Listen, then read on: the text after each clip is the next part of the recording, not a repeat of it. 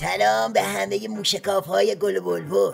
آقا امشب موشکاف بارونه، یعنی بنده موشکاف موندم این ذره بینم و کجای جسم ناقص عظما بذارم و یا بذارم رو کله رأس اول لاریجانیا که این روزا نقش اول تو شامورتی بازی مجلس بازی میکنه، یا بذارم رو چش و چال کبود علی گدا.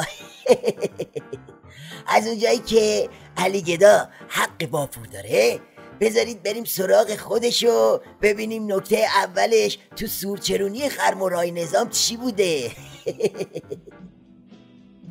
نکته اول این که اون چی که بنده اینجا در این جلسه یا در جلسات عمومی میگم عیناً همون حرفایی است که در جلسات خصوصی به مسئولین، به رئیس جمهور محترم و به دیگران میگم.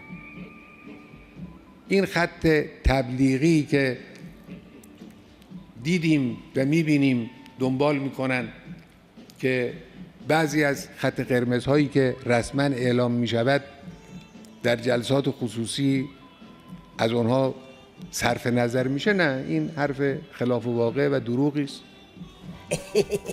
بابا کجای کاری تو؟ با این علنگ و دلنگا میخوای کیو خر کنی؟ ساعت خواب رأس مجلس لاریجانیا تو این چند روز بند و اساسی آب داده. همه میدونن که پیغامای پشت پردت برای جک و جونه برای مجلسی چی بوده. ببین. نه، شورای عالی امنیت ملی زیر نظر رهبری است، یعنی ما دست رهبری رو نباید ببندیم تو این قضیه. رهبری در این قضیه هر تصمیم گرفتن ما باید در مجلس اطاعت کنیم. شورای عالی امنیت ملی مربوط به دولت نیست، زیر نظر امنیت ملی است. نظرت چیه علی گدا؟ تو اولین نکته که اساسی سود زدی. حالا نکته های بعدی رو بنال ببینیم چی تو چنته داری.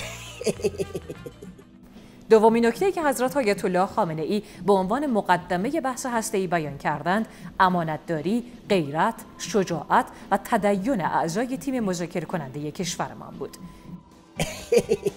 بابا دیگه چی؟ چشم شریعت نداری و پاسدار قاسمی روشن. خب نمیگی وقتی این تریلی رو میبندی به دنب ممجواد زخیم اون وقت دلواپسا رم میکنن و دنب خودتو میچسبن؟ با سیخ منتقدان هسته‌ای چه غلطی میخوای بکنی؟ نکته سوم در مورد منتقدین محترم است. بنده با انتقاد مخالف نیستم، عیبی نداره، انتقاد لازم است و کمک کننده است. منتها این را همه توجه داشته باشند که انتقاد کردن آسان‌تر از عمل کردن است. عیب‌های طرف مقابل رو در اون عرصه‌ای که قرار داره ما راحت می‌بینیم، در حالی که خطرات او، دشواری‌های او، نگرانی‌های او، مشکلات او رو انسان نمی‌بینه.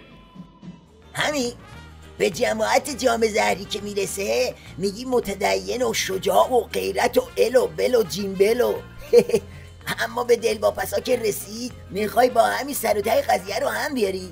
نل و قوی اومدی، اما میخت خیلی شل منشلی بود. رهبر انقلاب افزودند این حرف من نباید مانع ادامه انتقادها شود، اما متوجه باشیم که تیم هسته‌ای برخی از مسائلی را که مورد انتقاد است می‌داند، اما بعضی ضرورت‌ها او را به برخی اقدامات می‌کشاند. آقا معلومه که این زهر داره همینجوری نم نمک میره پایین.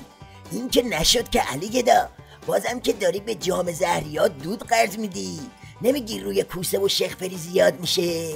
بعد نمیتونه اینا رو از حلق شیخ اکبر بیرون بکشی یا؟ ببین بنده موشکاف کی گفتم. ایشان گفتند موضوع مذاکره با آمریکایی‌ها مربوط به زمان دولت قبل است و به فرستادن واسطه به تهران برای درخواست مذاکره مربوط می شود. حقا که تو مارمولک بازی نایب بر حق همون امام دجالتی، یعنی میخوای بگی که صاحب مذاکرات خودتی ها؟ خب باشه، کوسه میگه تو زهر رو بخور، به نام خودت بخور. راستی نکنه واقعا پشت اون امامت یه خیالاتی هست، میخوای زهر رو بخوری؟ خط قرمزا چی میشه بس؟ ایشان به عنوان اولین خط قرمز گفتند ما برخلاف اصرار آمریکایی‌ها محدودیت‌های بلند مدت 10-12 ساله را قبول نداریم و مقدار سالهای مورد قبول محدودیت را به آنها گفتیم. این که خط قرمز نشد، خط صورتی هم نیست، یعنی دعوا سر 2-3 سال کمتر و بیشتره. بابا تحریما چی شد؟ اونو چی کار میکنی؟ از جمله نقاط مهم این است که تحریم‌های اقتصادی و مالی و بانکی، بنده تصریح میکنم، تحریم‌های اقتصادی و مالی و بانکی، چه اونچه به شورای امنیت ارتباط پیدا میکنه، چه اونچه به کنگره آمریکا ارتباط پیدا میکند، چه اونچه به دولت آمریکا ارتباط پیدا میکنه، همه باید فوراً در هنگام امضای موافقتنامه لغو بشه. بقیه تحریم ها هم در فاصله های معقول.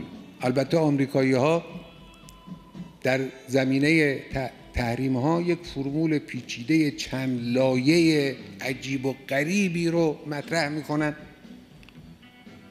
که اصلا اعماق او معلوم نیست، از تهش چی در میاد هیچ معلوم نیست. یک نکته اساسی دیگر این که لغو تحریم ها منوط به اجرای تعهدات ایران نیست. نمیشه بگن شما راکتور عراق رو، آب سنگین عراق رو خراب بکنید، سانتریفیوژ ها رو به این تعداد کاهش بدید، این کارا رو بکنید، این کارا رو بکنید، بعد که کردید، بعد اون وقت آژانس بیاد شهادت بدهد، گواهی کند که شما راست میگید این کارا رو انجام دادید، بعد ما تحریم ها رو برداریم. نه، این رو مطلقاً قبول نداریم. لغو تحریم ها منوط به اجرای تعهداتی که ایران میکنه نیست. اجراییات لغو تحریم، البته لغو تحریم یک مراحل اجرایی داره، ما اینا قبول داریم. اجراییات لغو تحریم با اجراییاتی که ایران به عهده میگیرد باید متناظر باشند. نگفتم این علی که داره زهر مزه میکنه. آخه علی وافور، مگه نگفته بودی همون وقت که امضا شد باید همه تحریما یه جا لغو بشه؟ حالا این فواصل مقبول رو از کجا در آوردی؟ اجرایات لغو و اجرایات تعهدات و متناظر و این حرفا یعنی چی؟